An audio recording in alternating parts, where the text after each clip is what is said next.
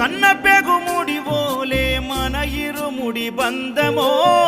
కన్న కలలన్నీ నెరవేర్చే తండ్రి వైతివో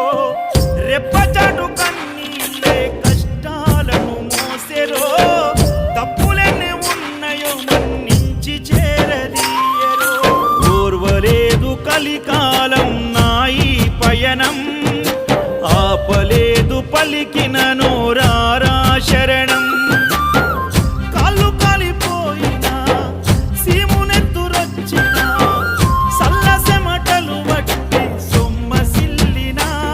కనిపిస్తే చాలు అంటూ ఆ కలిని మరిచిపోతూ అయ్యప్ప నిన్ను చూడందే కడుపు నిండదు ఎంత దూరం